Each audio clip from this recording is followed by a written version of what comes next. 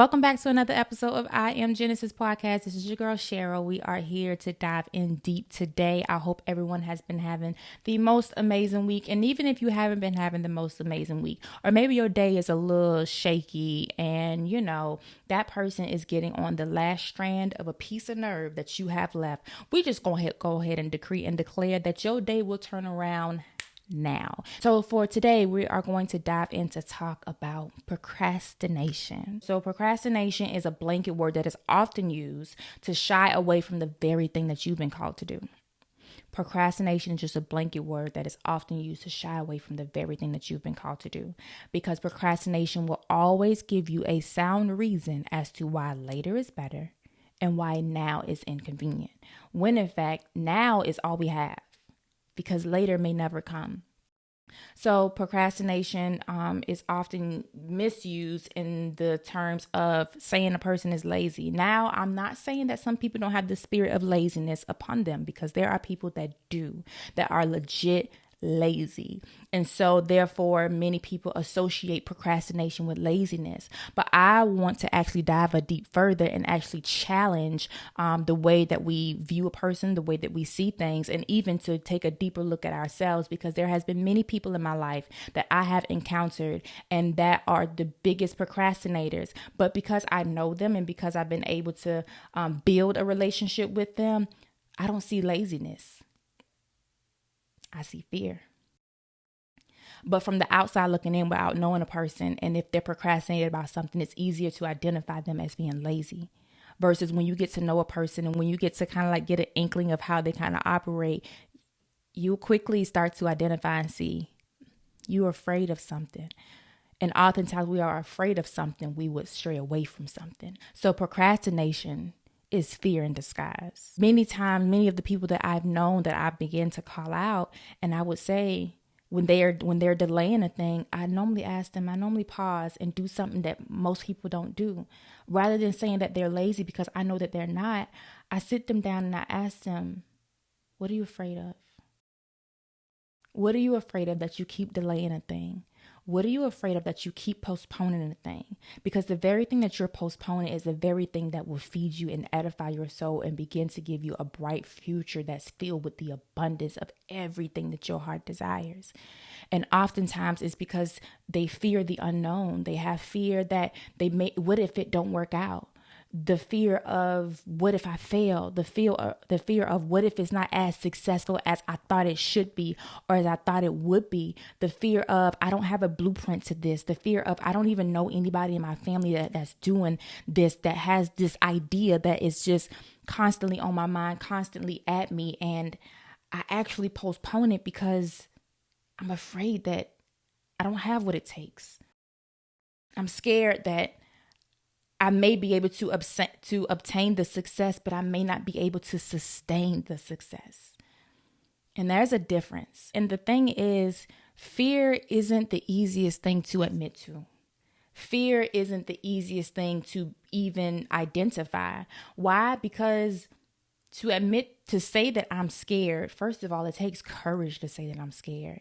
Not only does it take courage, it takes amount or a certain level of self-awareness. There are many people that are aware, but there are so many people that aren't self-aware to the point to where they would be able to identify that they are scared, because we live in a society and many of us grow up in a household where fear ain't an option. What you mean you scared? Scared almost seem like it's weak, like you shouldn't be scared. When in fact, if we never identify fear, then fear will continue to stay. The whole point of fear is to remain embedded into something else so that you can keep calling it another name versus calling it what it is. It's almost like in the medical field where you go in for one thing and they keep saying, oh, it's this. So in fact, they keep misdiagnosing a thing versus calling it what it is so that we can get to the root cause of it, because now we found what it actually is. So is it actually procrastination, or is it actually you're afraid? Is it actually there's fear? Is it actually because I'm scared? I'm scared to start this podcast because I don't even know if it will be successful. I was afraid to start the podcast because I don't know if I have the charisma or the poise or the right words to say, or who wants to listen to me? What do I have to say? Yeah, I love deep conversations with those that are close to me, but it ain't nobody really trying to check for me, right? No. So I had to confront my fear. Cheryl, what is it that you're afraid of? And see, fear counts on you to not call it out. Fear counts on you to not confront it, because as long as you don't confront fear, it will continue to grip you. Fear will always disguise itself as something else so that it makes it harder to get to the root of what it is. Fear. Here's my challenge for you today.